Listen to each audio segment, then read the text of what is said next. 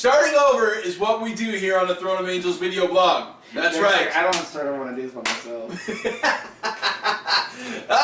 Friends, angels, guardians, lend me your spears. Mainly because I'm now packing a hammer and I don't think I will ever get rid of this thing. Welcome to episode 20, Milestone episode 20, right? That's a big number. I officially now have a co-host.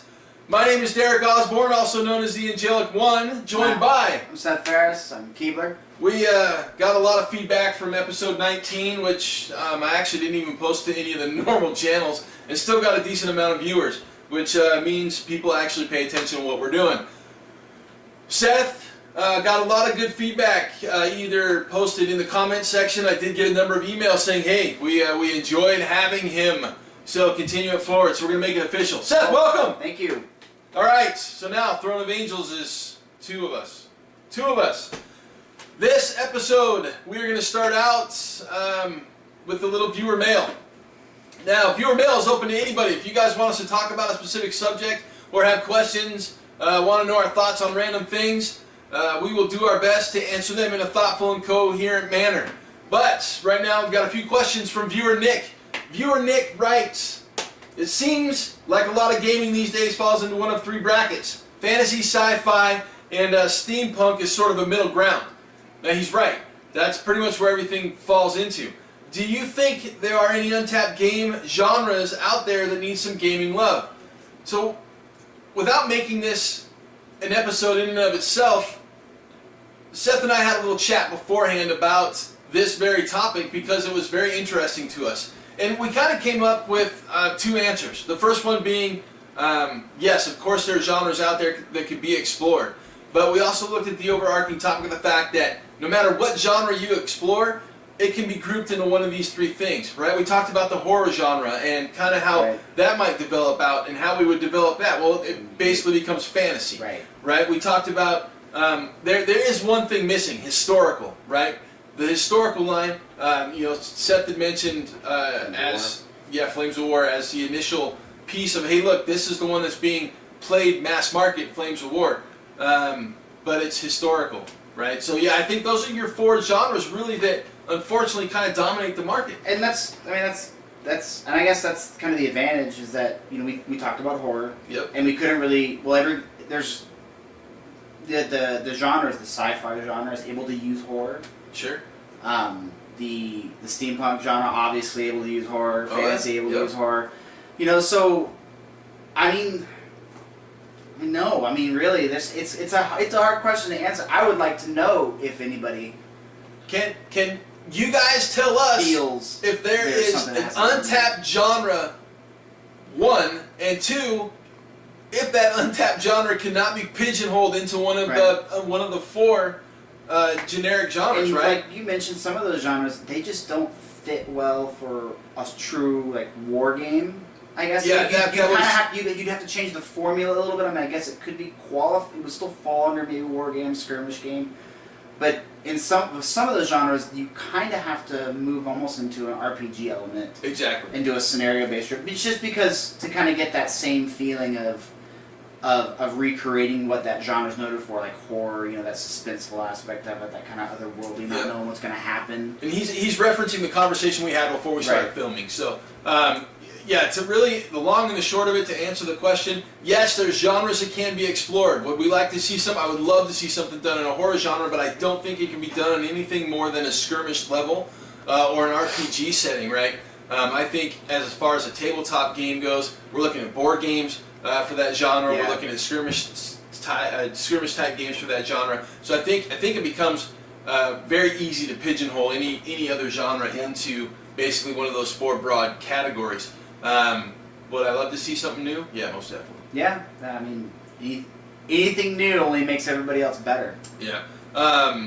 He also writes, I know you love to center on individual models. That's kind of obviously what I've really put this blog together for us to look at some really unique and fantastic individual models. But there are some armies out there that work. But are there some armies out there that work so well as a large mass of metal they do not have the need for a centerpiece fig? And I'm going to cut to one right now.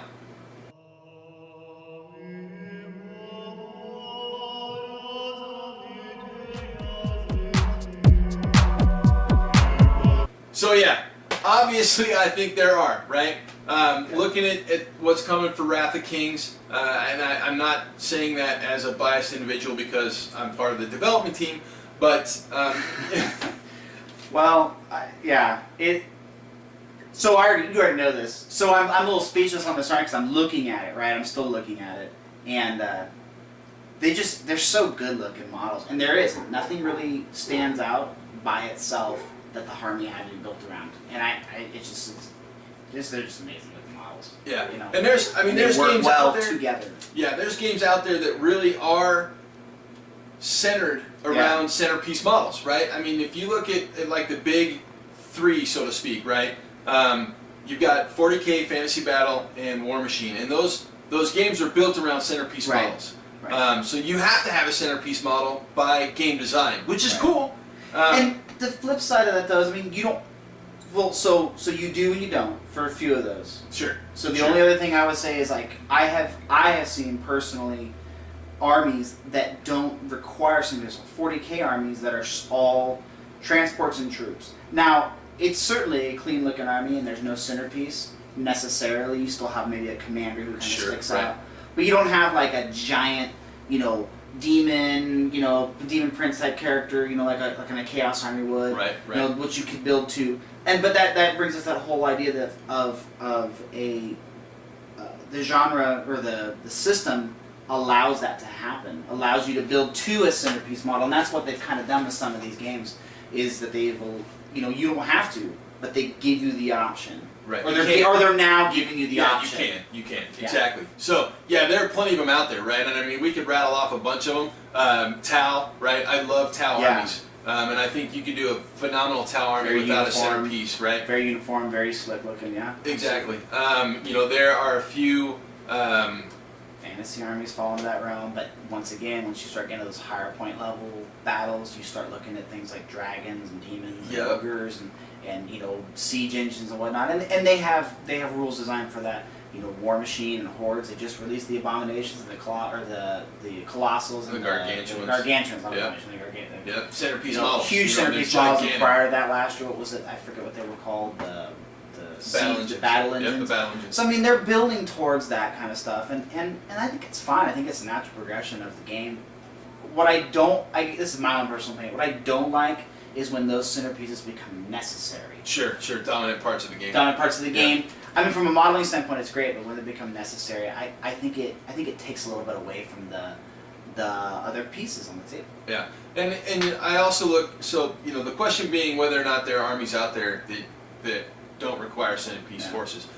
When I start looking at the games that I typically play, which are skirmish-sized games, right? We're talking 15 to 20 models. To me, that means every model is a centerpiece, right? Every single model is a centerpiece. So, today we're going to look at Project Johan and Project C.O.R.E, which are the projects that we're going to be doing and focusing and featuring here in the next couple of months on the TOA blog.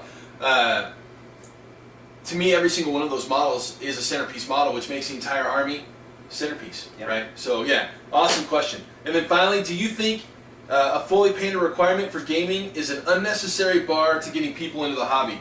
I'll be honest with you, I don't think a fully painted requirement is necessary at all. And the reason that I say that is because the true beginner, somebody who's never played a game on the tabletop, whether they're coming from card games or board games or video games, they might look at these models and go, man, those are fantastic, but I could never put paint on them, right? So a fully painted requirement to me is just an intimidation factor. Is it cool? Yeah, it's wicked awesome.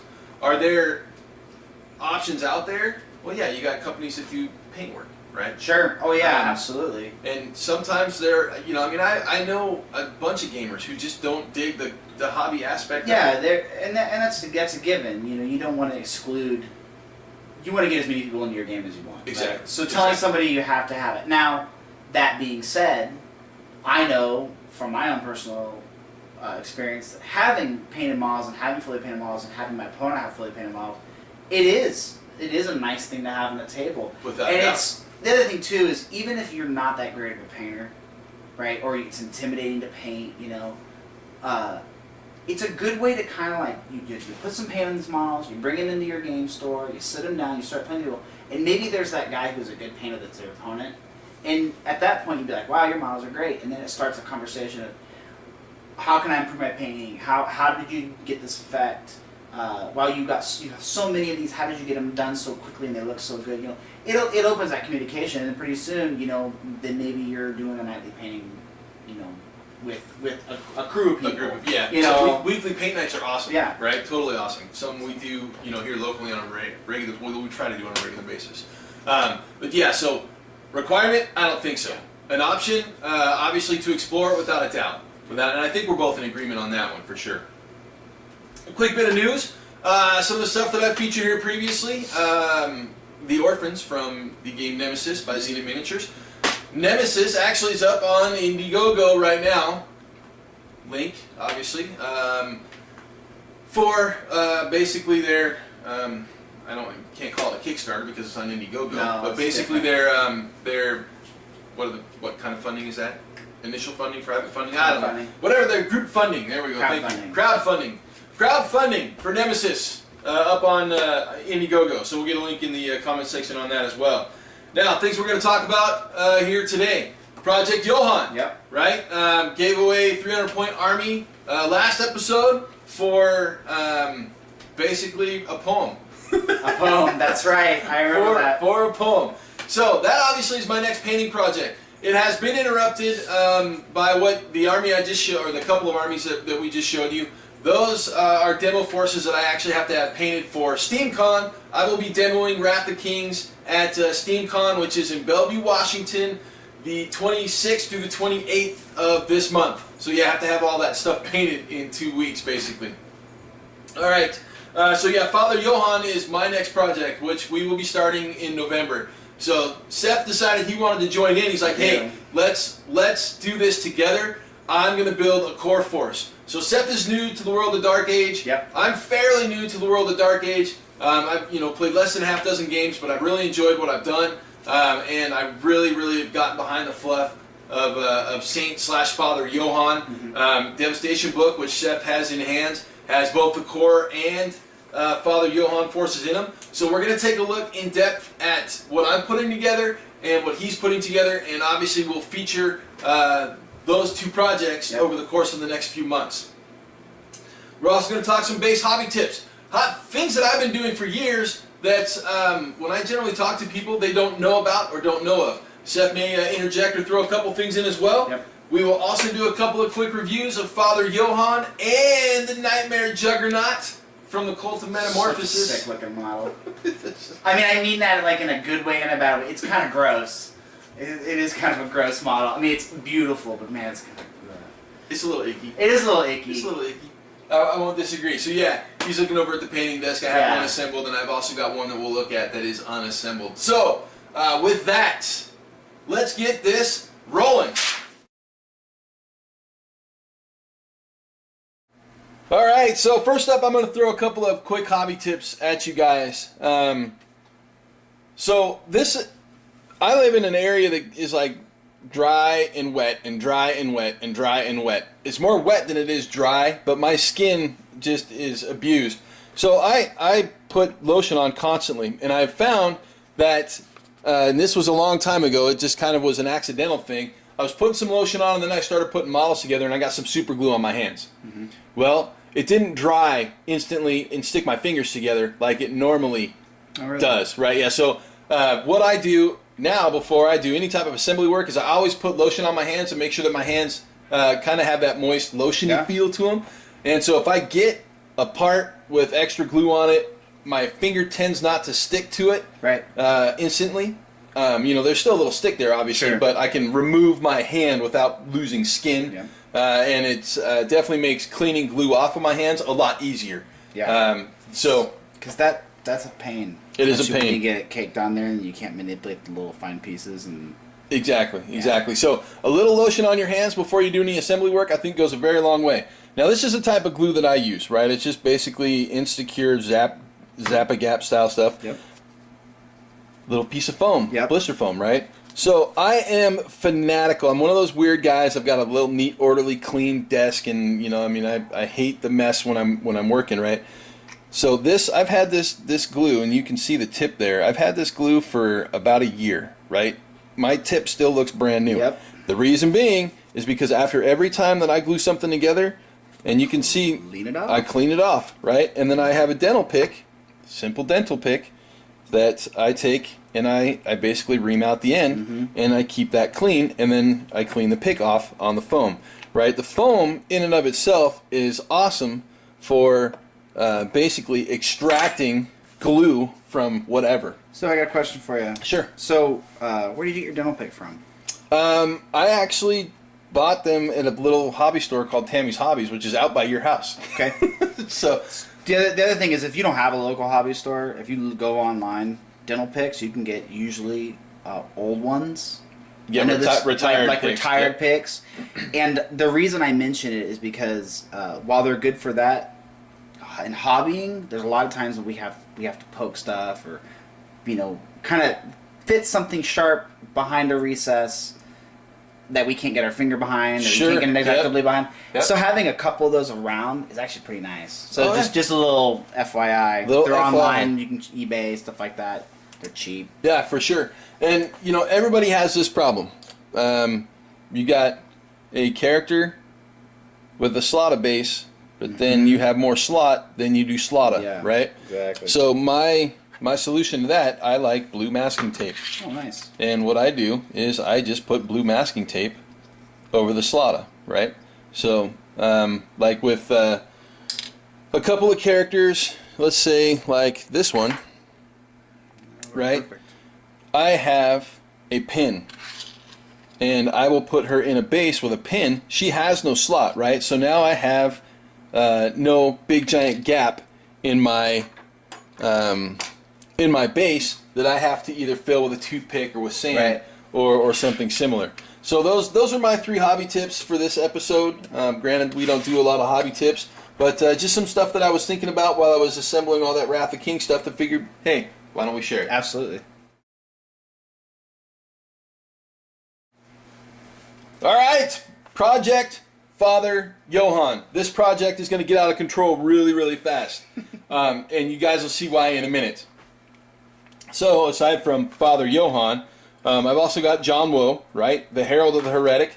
Since Father Johann now has a scarred force and not a forsaken force, I can actually use John Woe in the force. Dominique, Dexus, right? These are all basically the characters, the unique units that roll in with the Cult of Metamorphosis. Right. Only one missing is Quietus, Johann's war. Just reading about him, he's pretty awesome. He is pretty awesome. The Grafter's Apprentice and the Thrall, a couple of what I think are need to have items, or need to have units, I should say. I've got 4 Fallen Angels, right? Which basically I'm going to end up running out of camera room here. 4 Fallen Angels. So yeah, we'll just move and slide. Because Fallen Angels are awesome. Basically, Fallen Angels are harpies, and I have 6 harpies. 3 of them are already out of blister and being assembled. So I have 6 bolas. So yeah, like I said, gonna get out of hand here really quick. It's a lot of metal, man. That is a lot of metal, and I'm not even close to done. That's your whole force? No, not even. Oh my goodness. Okay, so I've got 3 drill heads, and I've got saber. So I'm breaking into a lot of generic scarred here at this point in time. They don't, they're not in the Cult of Metamorphosis book, but they still kind of coincide being scarred as they are. Since Johan can pull scarred, I'm going to basically use the stuff that I had picked up for my Saint Johan force, as well as my Father Kerwin stuff, right? Father Kerwin, he's got his own unique personalities and whatnot that I have for his force, but again, my generic scarred I'm going to add to this, right? There's Ray's number 2 and a warhead, right? Big, heavy hitters. Dig that warhead. I know, he's cool, dude. Super. He actually has a missile on his head. Hence the warhead. Yeah, we will. We'll review those at a future date, and then I also have, these are old school, right? These are old models, and I have a bucket load of them. Basically what they are is they are the models that come with the core scarred box being Charity's Might or Charity's Zeal, They have another name to them. Hold on, let me get out the card. Buzzblades. That's what they are. Okay. Yeah, so these are old school Buzzblades. The Charity's Might, the Charity's Zeal, they go hand in hand with a Sister of Charity. Okay. Now I do have an old school Sister of Charity here, right? I believe that's a limited edition model. She will also roll in there. And I do have the newer, and I assembled these, right, which is why they're not in the shot. But I have the newer Buzzblades, right? These guys are large, obviously 40 millimeter bases. 40 millimeter bases! These were built, for 30 millimeter bases, but they're going to get stuck on 40 millimeter bases. I will use these ones for Zeals, these ones for Mites, and they'll interchange as Buzzblades. Cool. Yeah, I think so. I like the new ones a lot. Those are gorgeous sculpts. I How big they are. I do have a number of the older Golabs as well, right? Basically the old kind of static pose Golabs. I've got a few of those. I do have one of the new ones still in plastic, or the second pose. I'm on the fence about those. I like what they do, but I don't know if I'm going to throw them into my Cult of Metamorphosis. Also, the new Abomination, right? That giant. Yeah, that's an huge 80 millimeter base. That'll obviously need to get assembled because he will go in there as well. So yeah, as you can see, I've got a big mess here. Now, this is the Nightmare Juggernaught,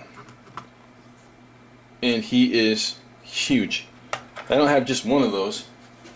I actually have two. So I love this model, right? I'm all about this model. Yeah. Now, I'm going to have to ask Mr. Black, who's basically the guy who writes the rules for this game, but I think with Dexys, I can add a grafter, which means I can put two of these on board at one time. Oh, really? That's convenient for you. Mm-hmm. I really think it is. But again, I'm gonna have a few different builds here, right? I'm gonna have like a quick kind of like I want to say hit and run. That'll Sure. work. A hit and run style force with harpies and fallen angels and charities, zeals, which are Sure. basically I want to get in there fast. I want to do a lot of damage and hopefully survive the Sure. repercussions to continue the assault. That may not happen, but it'll be fun to try, right? It'll be fun to try.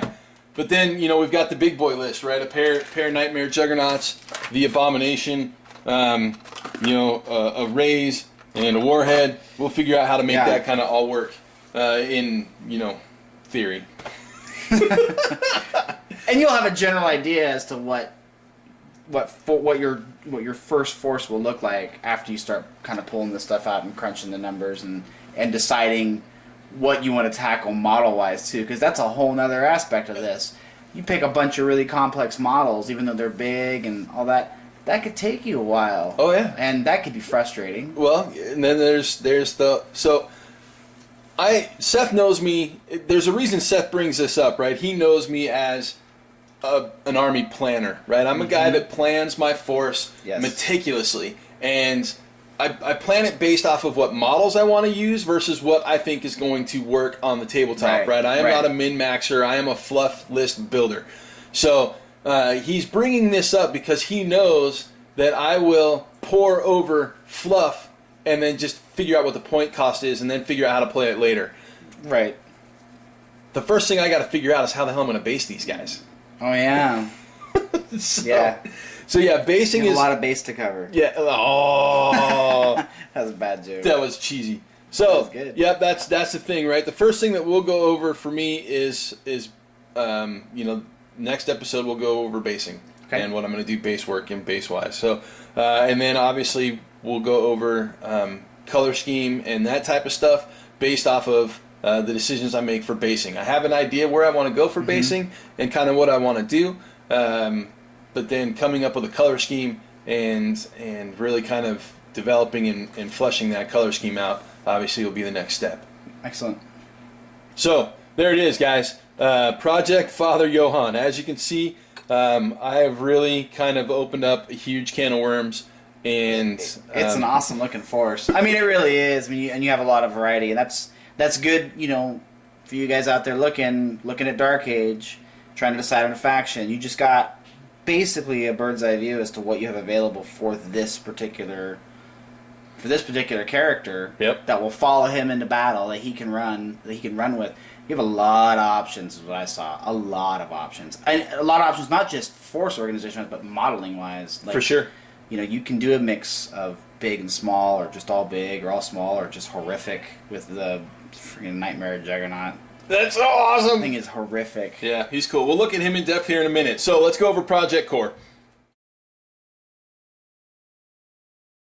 Alright, so we're going to get into the core now. And this is what, based upon Derek's recommendation, this is what he's picked up for me to start with. So what I have is... This is not based off of my recommendation. This is all that's available. All that's available, but it's recommendation. So I have menial bots. We have 6 of those. 6 of those. I have what looks to be 4 Wrens. 4 Wrens. So there's 4 Wrens right there. Yep. And now, he's picked me up 2 Pathfinders. Now, from what he's told me, is that I can only field 1 of these, correct? You can only field 1 Pathfinder, but there's a caveat to that. Right.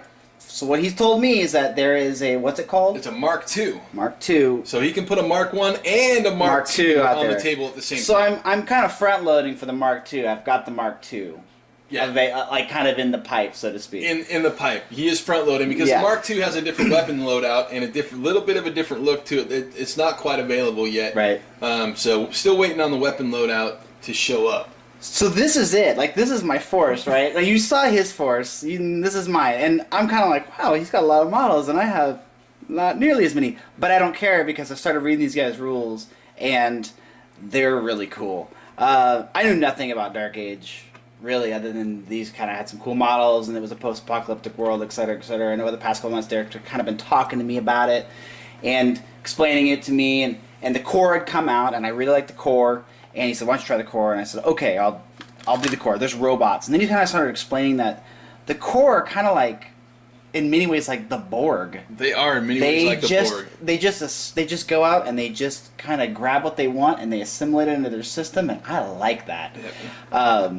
He was explaining, I was looking through the Devastation book, and there's a couple models. I was like, is this guy out? It was the Dragir. Yeah, the DRGY. The DRGY. Now, without spoiling too much, basically, it's a Dragiri that they'd kind of taken over, which is really cool because I like the Dragir. They were one of the factions that I kind of liked. Anyway, so I'm excited to put this force together. We want to talk about some modeling stuff that I'm going to do with the force as far as assembly and paint schemes, because I kind of have a general idea. Sure. Well, obviously we'll expand this force as models are released. But really quick, just what he's got here. Like I said, we've got 6 menial bots and 4 Wrens with 2 Pathfinders, so 2 Pathfinder options, right? Right. The Wrens are your heavy, your shock troops. The menial bots really are kind of your minion troops. Right. So we've got a good playable force here at 500. Right. And 750 might be a little stretch at the moment. But obviously with some upgrades, we could probably do some 750. That's the thing about the core. Core have upgrade options. Oh, cool. Upgrade options. That's right. I was looking in the book. They do have that. Yep, right. They have upgrade options. So yeah, as far as what you plan on a color scheme and modeling, I know you've been talking about, you've got ideas in mind.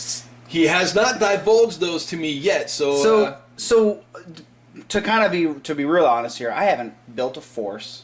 I haven't painted to build a force in probably 2 years. The last big force that I built was when I was playing War Machine pretty heavily, right? And I built a Signar force. That was the last time I built a force, and it was kind of daunting. It was like to try to get things painted and that schedule. It is, especially when you've got a full-time job, you got a family and things like that. It's hard to find that time. So you really do have to make a plan. So my plan is to use my knowledge of metallics, because it's what I know, but I am going to kind of come out of the box a little bit, and I don't want these guys to look pretty. So what I'm going to do is I'm going to use, I like painting metallics. It's one of the things that whenever I would paint a model, somebody always had you get that metallic feel, look to it, that shine or that luster or whatever, and I was pretty proud of that, so I'll probably stick with that. But I have some rust. I've been kind of reading some articles about how to make things look rusted, greasy, like maybe they've really been out in the world in combat. I'm also going to do some battle damage on some of these guys. I've been reading some articles on how to do battle damage on metallics.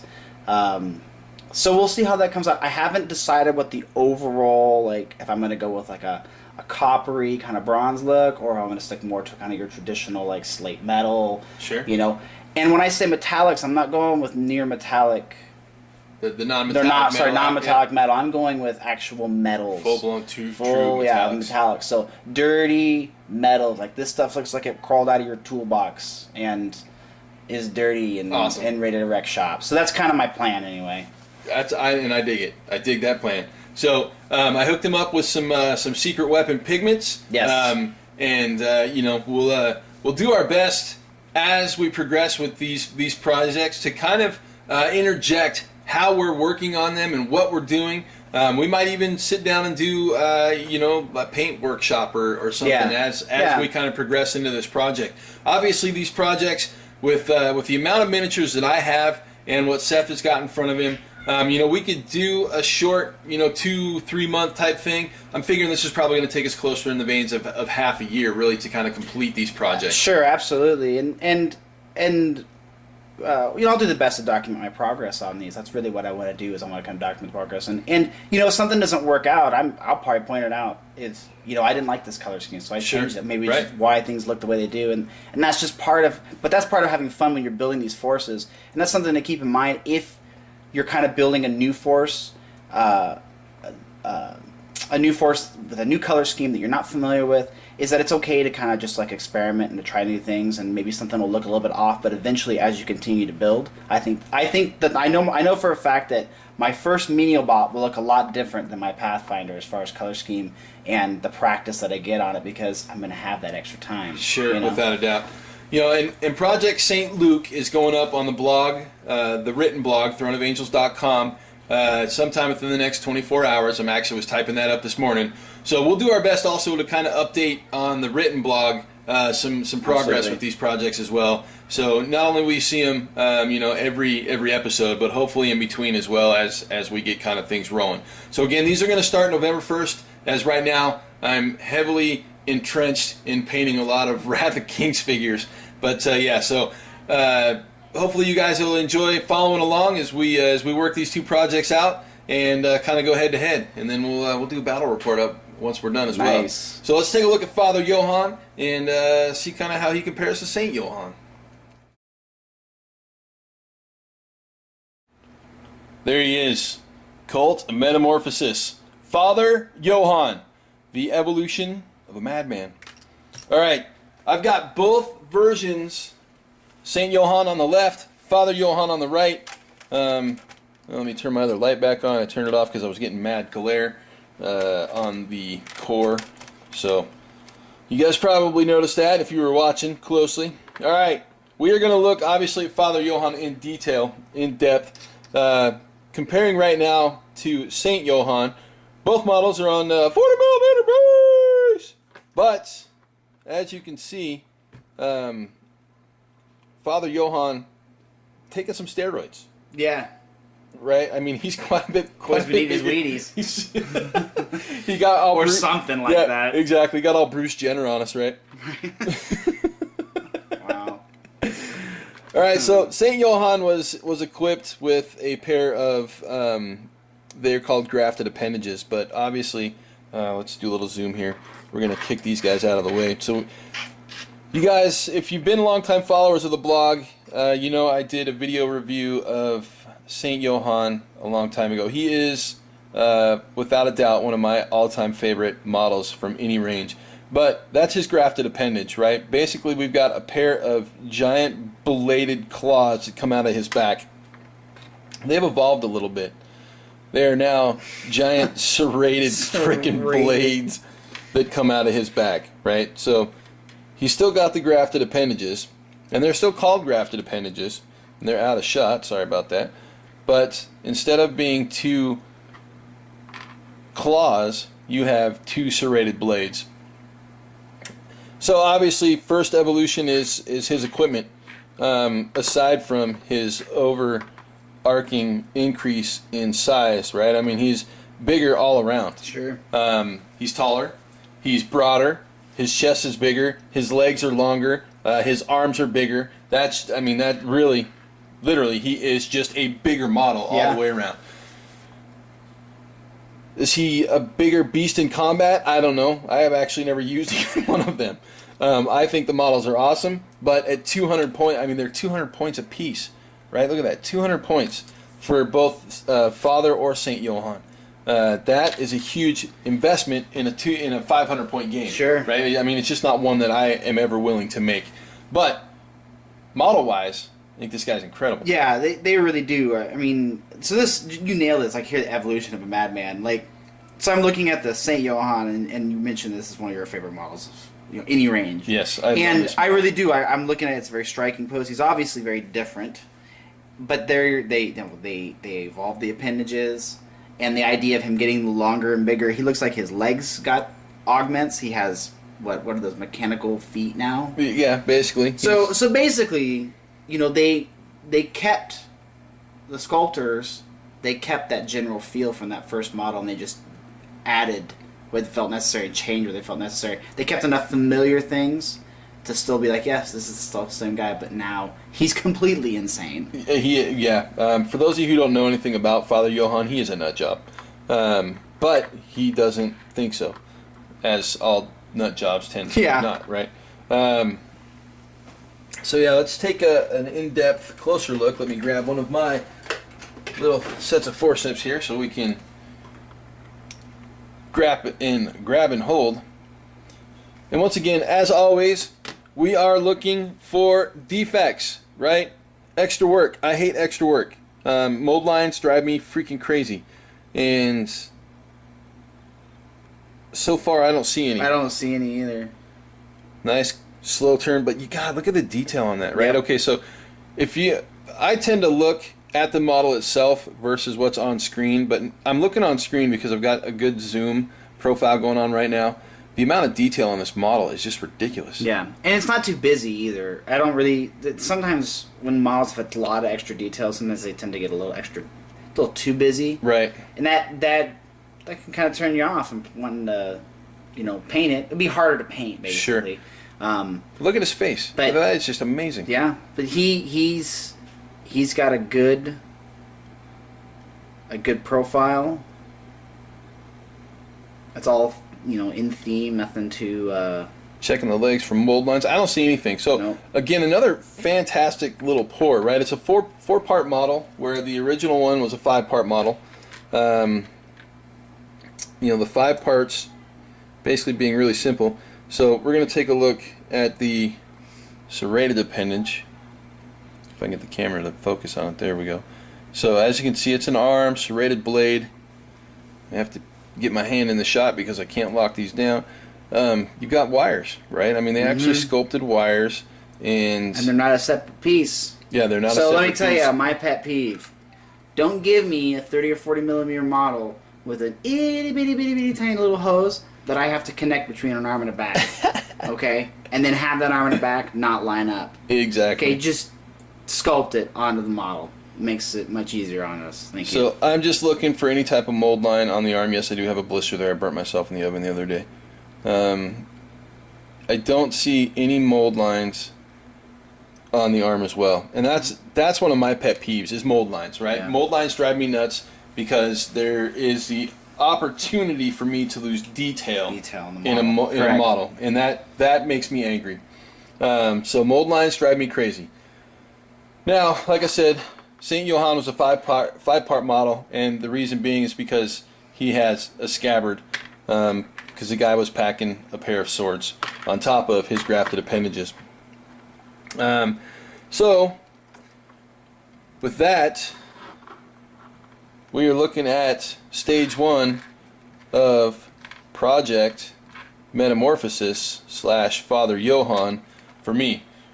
The reason we're not looking at any core models is because I've already done a review of all the available core models. As soon as we have more stuff in hand, we'll be showing you those as well. So there he is, Saint / Father Johann, the head of the Cult of Metamorphosis. Nice.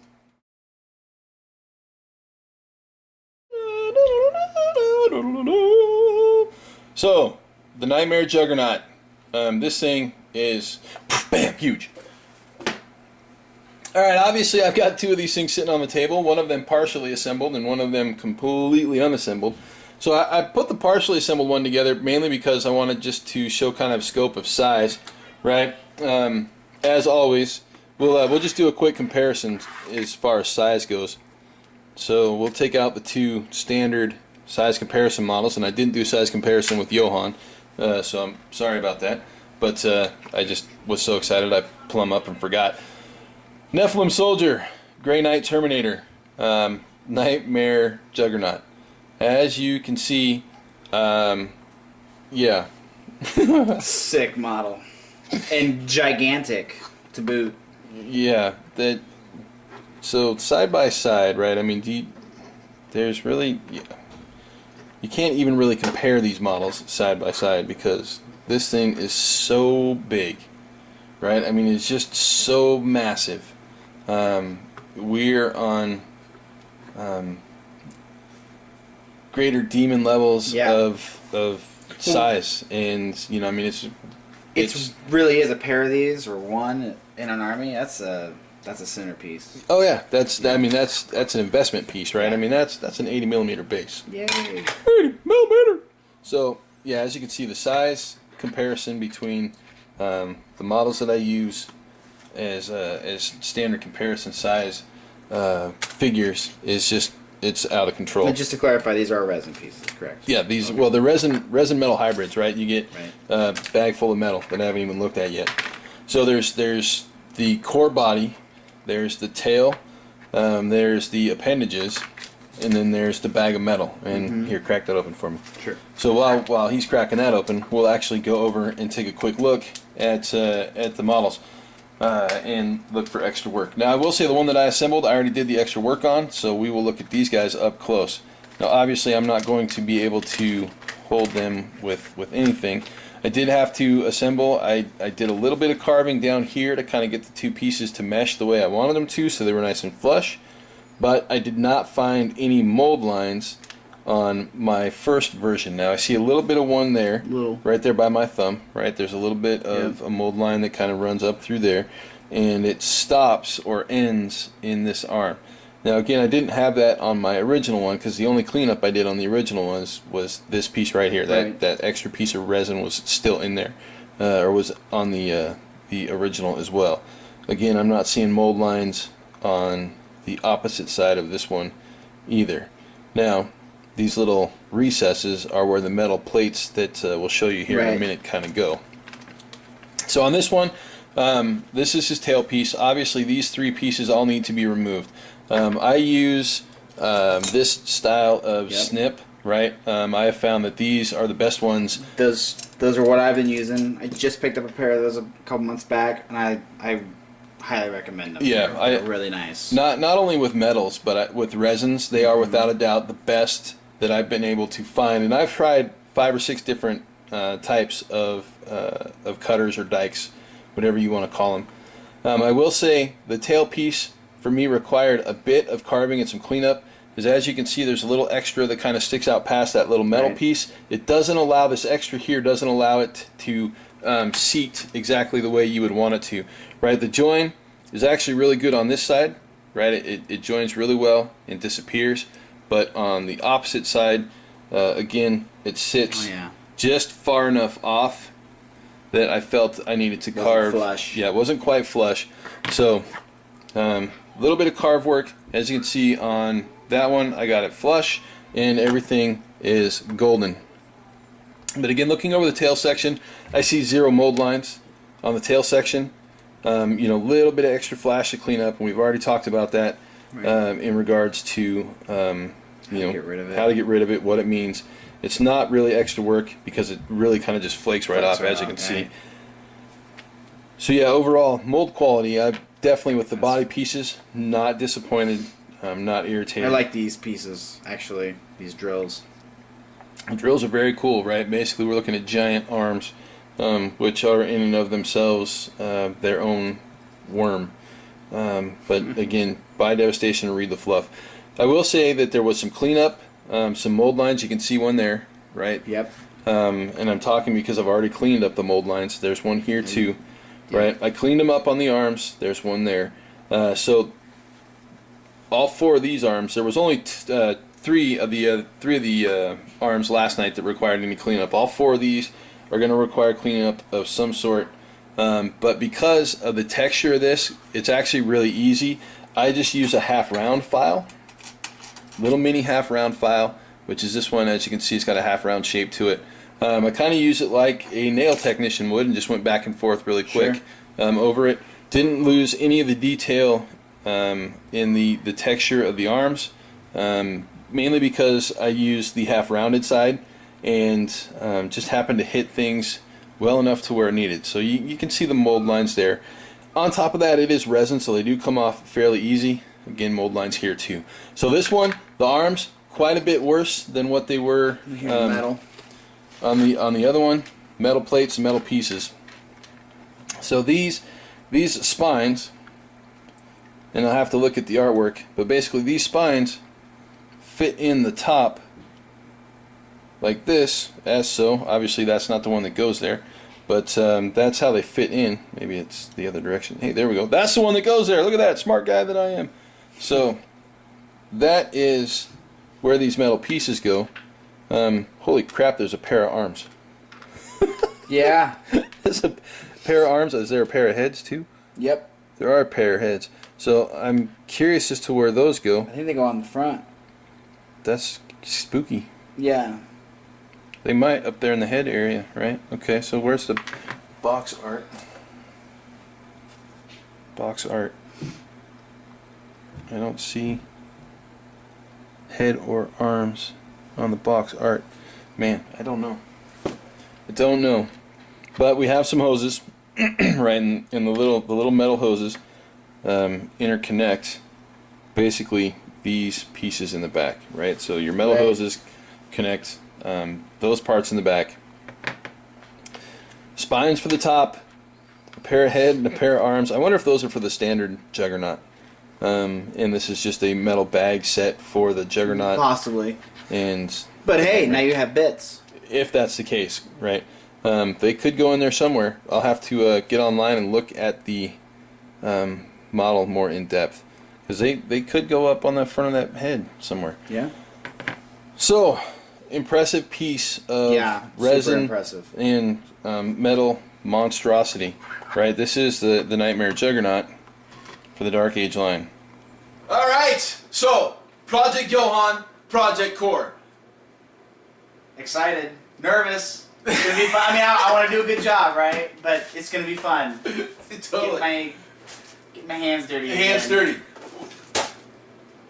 I'm looking forward to it, so I hope you guys are too. Whether or not you play Dark Age, obviously we're going to be putting in a lot of work and a lot of fun into those two forces. Johan's going down. I'm just saying, Johan's going down. Yes. Well, you know. All right, so next episode we're actually going to feature a board game, right? We're going to take a look in depth at Zombicide. Now I have here, and there, and here. Sorry. So this is a contest copy, right? This is an Abomination kit, right? Abomination pack. These are extra tiles. So Seth has extra tiles. Abomination pack, Zombicide, Abomination pack. I have the litho art and a double XL T-shirt. Why am I holding all this stuff up? Because we're going to give it away. Not today. Not today! Ha! It's going to be a contest, which we still haven't come up with yet. We haven't figured it out.